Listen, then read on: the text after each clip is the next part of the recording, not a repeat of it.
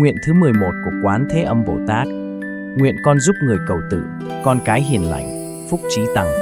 Là đại nguyện ban phước cầu tử, nhưng cốt lõi sâu xa là gieo duyên cho sự tiếp nối hiền thiện.